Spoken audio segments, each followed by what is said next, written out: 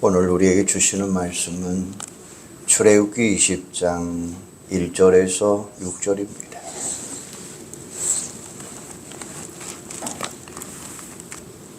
출애굽기 20장 1절에서 6절입니다.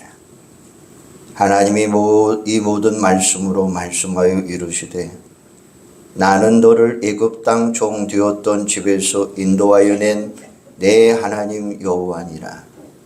너는 나 외에는 다른 신들을 내게 두지 말라.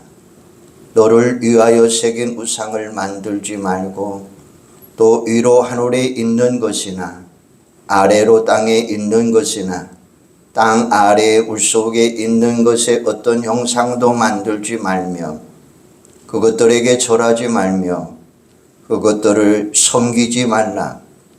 나 내 하나님 여호와는 질투하는 하나님인즉 나를 미워하는 자의 죄를 갚되 아버지로부터 아들에게로 3, 4대까지 이르게 하거니와 나를 사랑하고 내 계명을 지키는 자에게는 1000대까지 은혜를 베푸느니라. 아멘.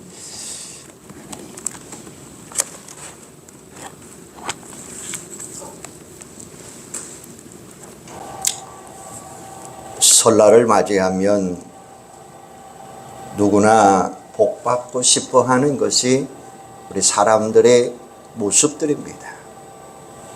그런데 그 복이 나에게 그치지 않고 모든 일가 친척, 특히 자손들에게 임하면 좋을까 이런 생각들을 많이 합니다.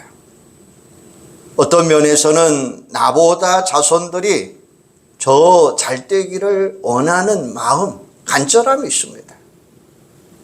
나는 복을 받았는데 만일 내 자손들이 복을 받지 못한다면 얼마나 슬픈 일입니까?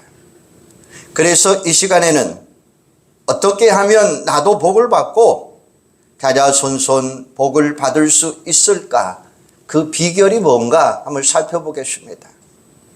첫째는 성경에 나오는 축복의 대원칙을 확인해 봐야 돼요. 구원은 복음을 믿음으로, 축복은 말씀으로 지켜짐으로 일어나는 거예요. 인간은 죄로 말미암아 영원히 죽을 수밖에 없지만 예수 그리스도의 십자가 대속으로 죄와 사망에서 구원받을 수 있습니다. 이게 복음입니다. 비참한 운명에 처한 인간에게 가장 기쁜 소식이 바로 복음이라는 말씀이에요. 복음을 믿음으로 받아들이면 구원받을 수 있습니다. 그런데 이 세상에서 살아갈 동안 영육간의 복을 받으려면 하나님의 말씀, 율법을 우리는 지켜야 됩니다. 인간이 죄인이라 율법을 100% 지킬 수는 없게 말씀으로 구원받을 수 없지만 살아가는데 축복의 지침이 바로 하나님의 말씀입니다. 이 말씀을 지킴으로 복을 받게 됩니다. 비유하면 말씀은 인생의 신호등이요 교통 표지판입니다.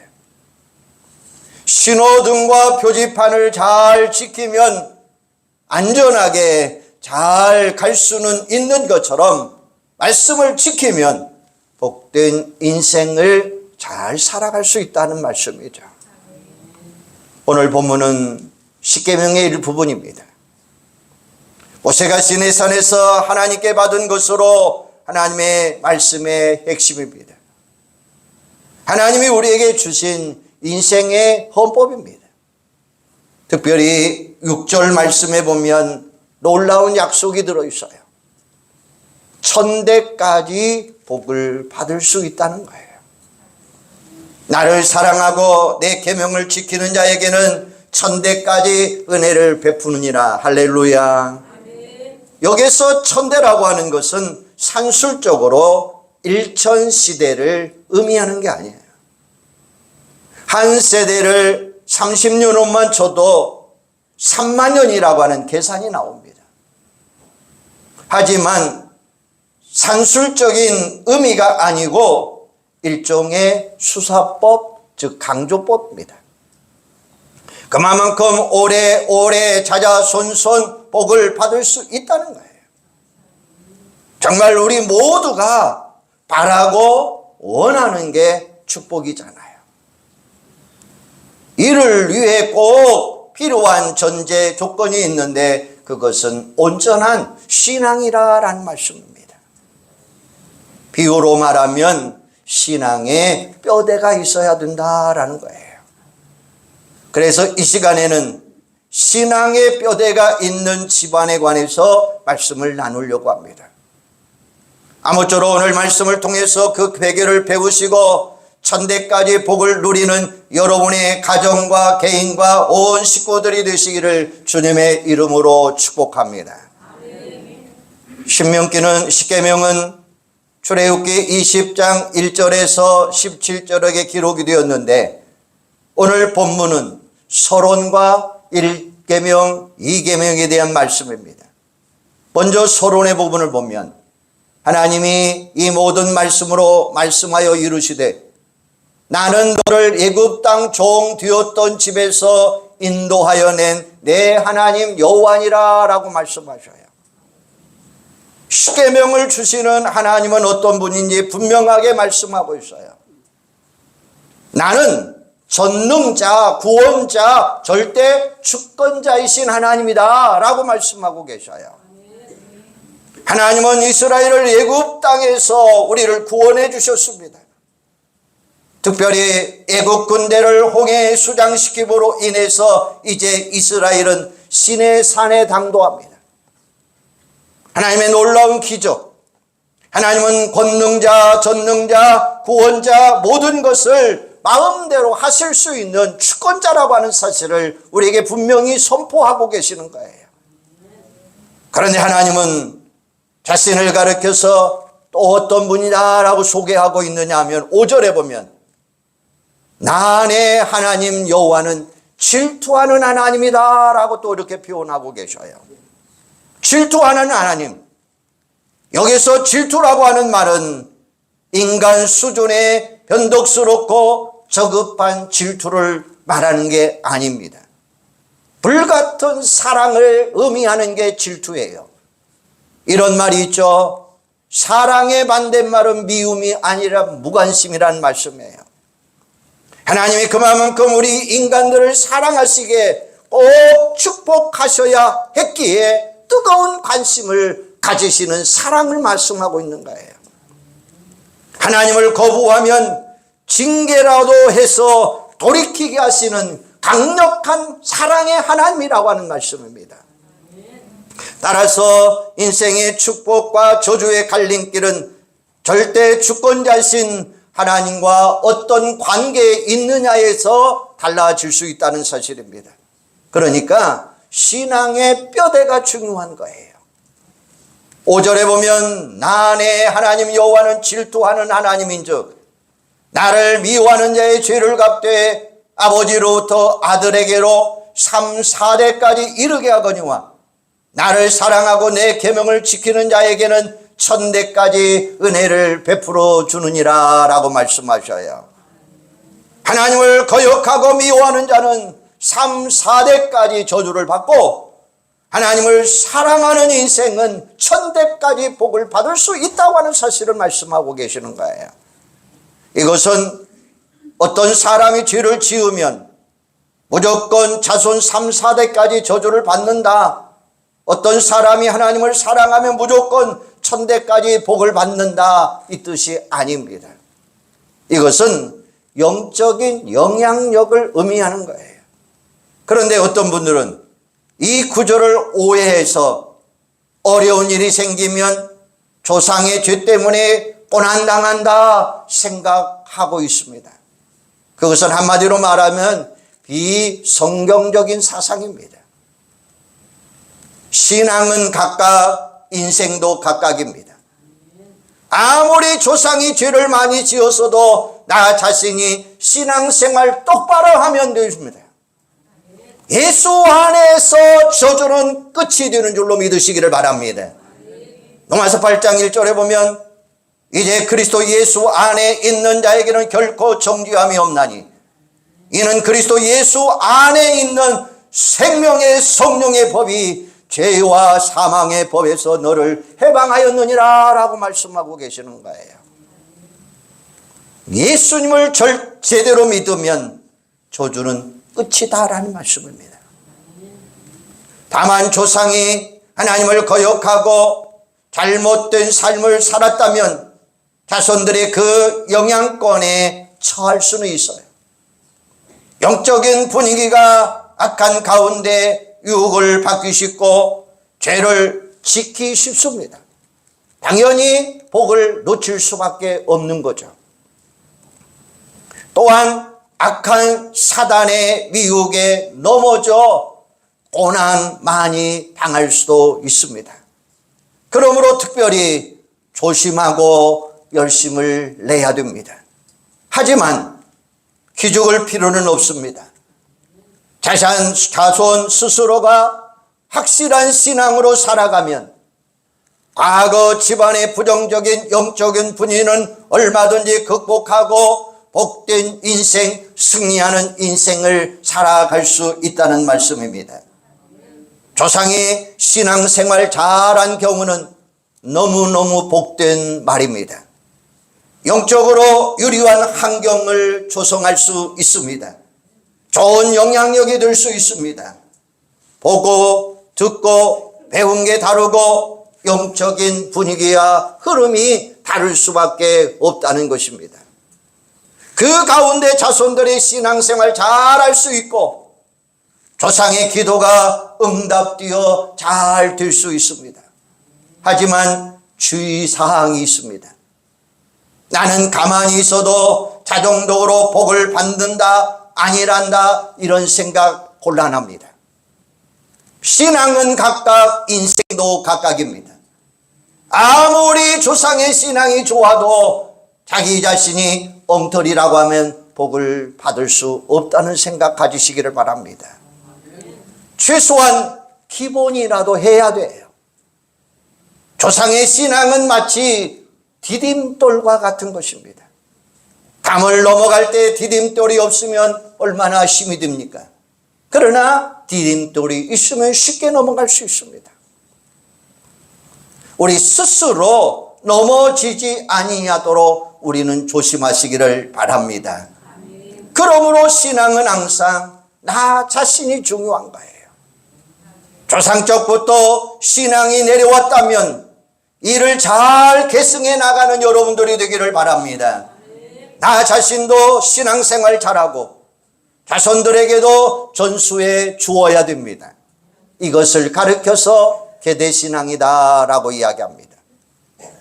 그런데 조상이 불신자리 나부터 신앙이 시작되었다면 개척하는 심정으로 열심히 하면 됩니다. 위로 부모님이나 조부모님을 전도하고 자손들에게 신앙을 잘 전수해 주면 됩니다. 이것을 가르쳐서 우리는 초대신앙이다 라고 이야기합니다. 아브라함이 아버지 데라를 전도했고 나중에 이삭을 낳고 이삭이 야곱을 낳고 야곱은 12아들을 통해서 이스라엘 12지파를 이루었으니 얼마나 대단한 일입니까? 그래서 믿음의 조상이 되었으니 얼마나 영광스럽게 우리는 생각하고 있습니까? 그러니까 초대 신앙이라도 기도하면서 열심히 하면 얼마든지 계대 신앙으로 이어져 나갈 수 있다고 하는 사실이죠. 아마 여러분 중에도 불신자 집안에서 먼저 예수 믿고 이렇게 신앙생활하는 분 여기 계십니다. 얼마나 힘들었습니까? 충분히 이해할 수 있습니다. 기도로 인내하면서 지혜롭게 대처하면 하나님은 신앙의 집안으로 아름다운 집안으로 세워주실 줄로 믿습니다. 그러니까 계대신앙이든 초대신앙이든 나 자신이 중요하다고 하는 말씀이에요. 아무쪼록 우리 각자 열심을 내어서 신앙의 뼈대가 있는 집안을 이루어서 천대까지 복을 받는 여러분의 가정들이 되시기를 주님의 이름으로 축원합니다. 그러면 구체적으로 어떻게 해야 신앙의 뼈대를 이룰 수 있을까요? 신앙의 뼈대를 세운다고 하는 이야기는 온전한 신앙을 정립하라라는 말씀입니다. 오늘 본문의 말씀을 보면 온전한 신앙에 대해서 가르쳐주고 있는데 그 첫째는 하나님만 섬기는 신앙입니다. 3절을 보면 너는 나 외에는 다른 신들을 내게 두지 말라라고 이야기하고 있어요. 10계명 중에서 가장 중요한 계명입니다. 이것은 신앙의 대상이 누구인가를 분명하게 가르쳐주고 있는 말씀이에요. 오직 여호와 하나님, 성부, 성자, 성령, 삼위일체 하나님만이 신앙의 대상이라고 하는 사실입니다. 다른 신은 없습니다. 다른 신은 사단이요, 귀신이요, 거짓신입니다. 그래서 성경은 곳곳에서 오직 여호와 하나님만이 유일하신 하나님이다 라고 하는 사실을 가르쳐 주고 계시는 거예요. 이사야 45장 18절에 보면 나는 여호와라 나 외에 다른 이가 없느니라. 22절에 보면 땅의 모든 끝이여 내게로 돌이켜 구원을 받으라 나는 하나님이라 다른 이가 없느니라. 할렐루야. 여호와 하나님만이 참 하나님이라고 하는 사실을 우리에게 분명히 선포하고 계시는 거예요. 세상에 온갖 종교들도 있지만 그 교주들은 다 죽었습니다. 자랑할 게 없으니까 무덤만 자랑합니다. 오직 예수님만 십자가에서 죽으시고 사흘 만에 부활로 승리하신 줄로 믿으시기를 바랍니다. 예수님은 하나님의 아들이심을 만천하에 증명해 주신 거예요. 예수님만이 참 하나님임을 만날 수 있는 유일한 길이라고 하는 사실을 가르쳐주고 계시는 거예요. 그래서 요한복음 14장 6절에 보면 내가 곧 길이요 진리요 생명이니 나로 말미암지 않고는 아버지께로 올 자가 없느니라 라고 말씀하셔요. 하나님도 하나요 중보자도 하나입니다. 이렇게 유일하신 참 하나님을 섬길 때에 진정한 축복의 역사가 일어난다고 하는 사실입니다. 사무엘상 2장 30절 하반절에 보면 나 여호와를 존중히 여기는 자를 내가 존중히 여기고 나를 멸시하는 자를 내가 경멸하리라 라고 말씀하고 계셔요. 절대 주권자이신 하나님을 존중하면 그 인생은 잘 될 수밖에 없다고 하는 사실입니다. 반대로 유일하신 하나님을 제쳐놓고 다른 신을 섬기면 망할 수밖에 없다는 것입니다.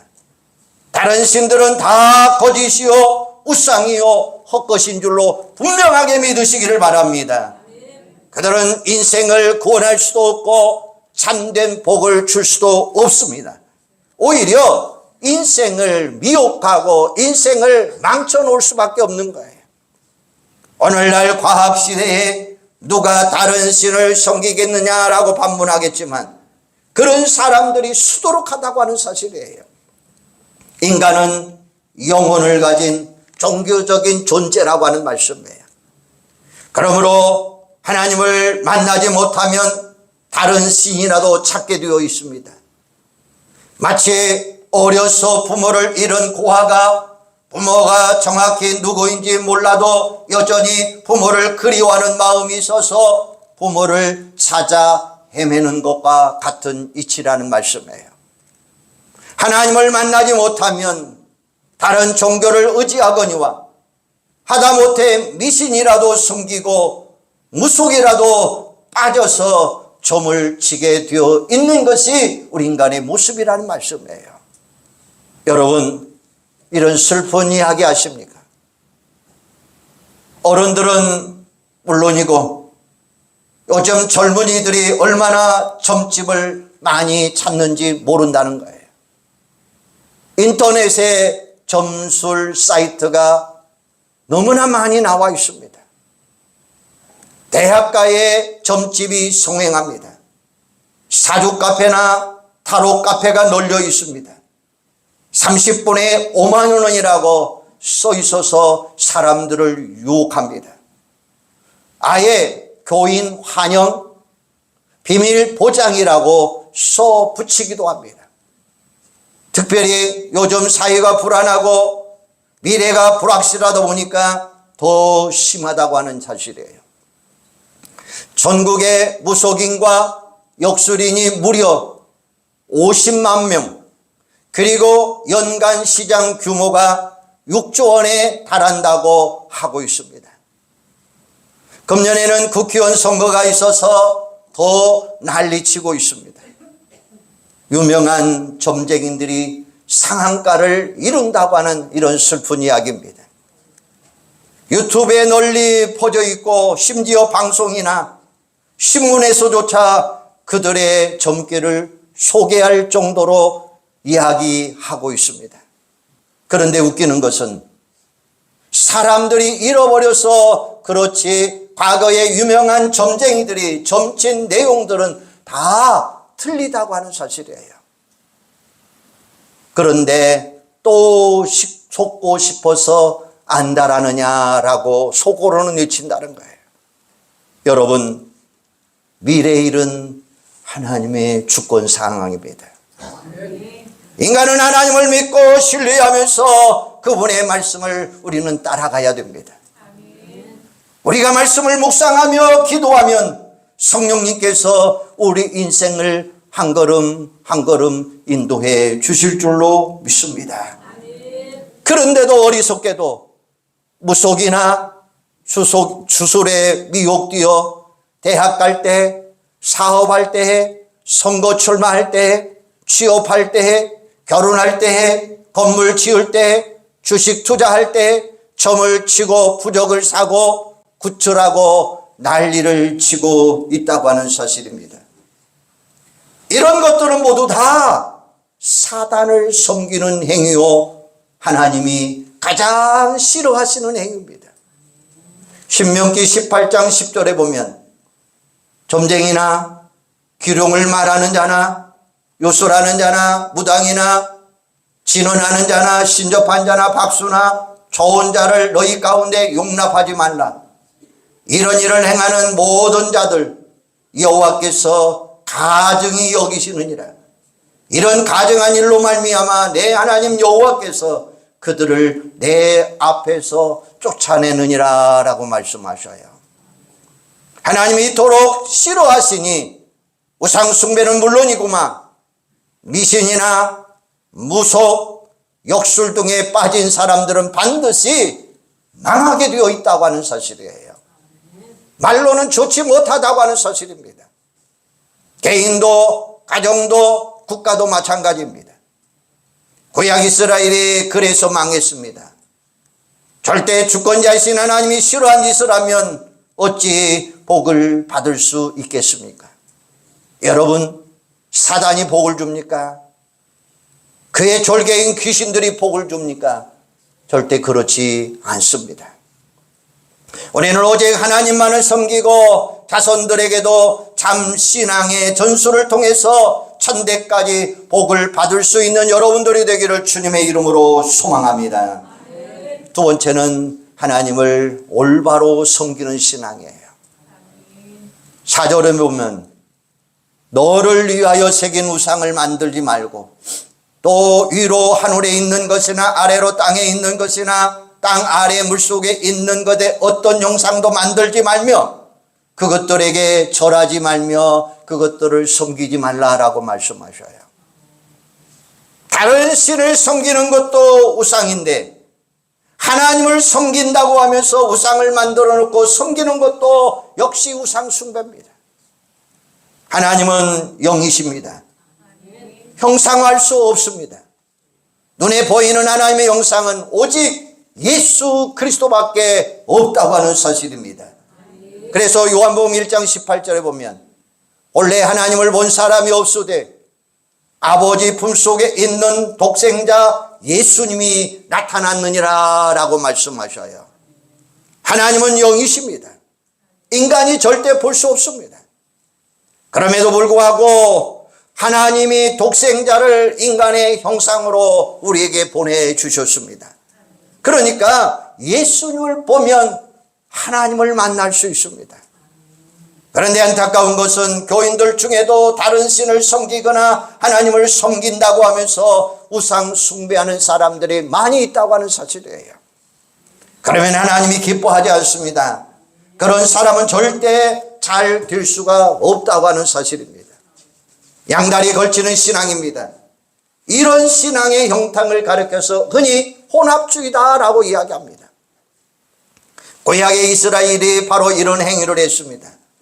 하나님을 섬기면서 동시에 바알, 아세라 신을 섬기고 전국 곳곳에 우상의 제단을 만들어 놓고 우상 숭배했습니다.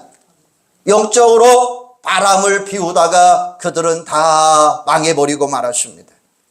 우리는 영이신 하나님의 말씀과 성령 안에서 순결하게 섬기며 지켜나가는 여러분들이 되기를 주님의 이름으로 축원합니다.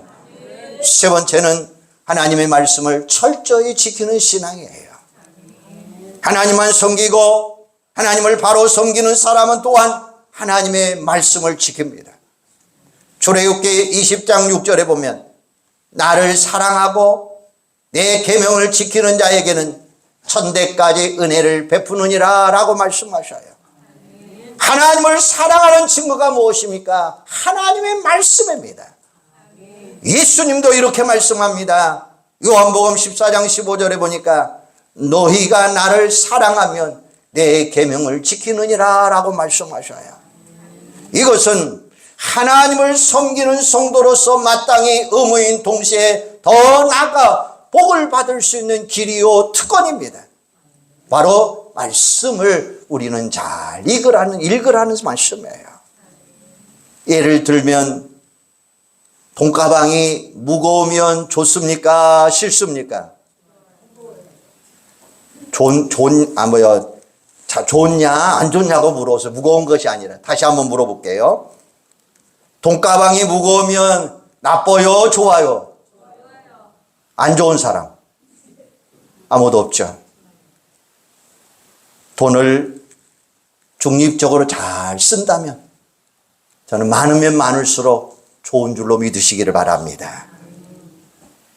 부담이 될수록 그 말씀을 지키면 결국 큰 복을 누릴 수 있다는 거예요.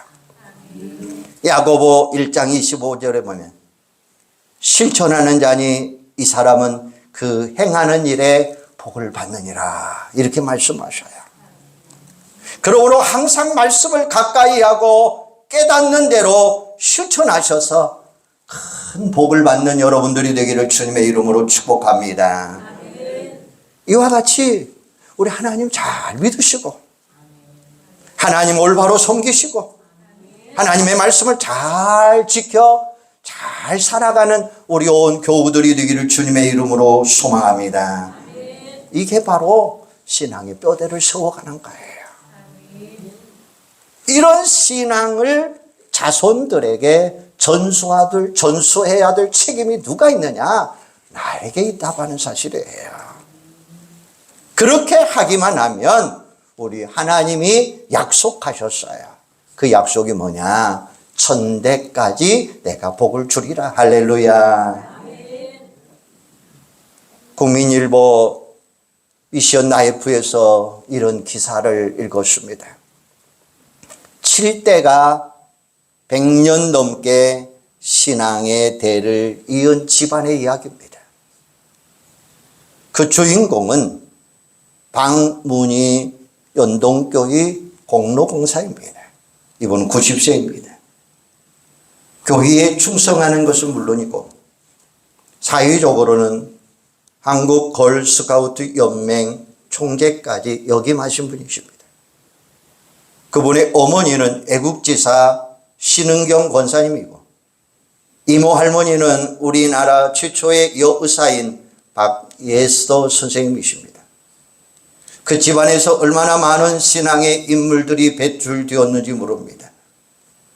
초모 신마리아 선생님이 선교사의 전도를 받아서 연동교회에 출석한 게 그 집안의 신앙의 출발점이었습니다.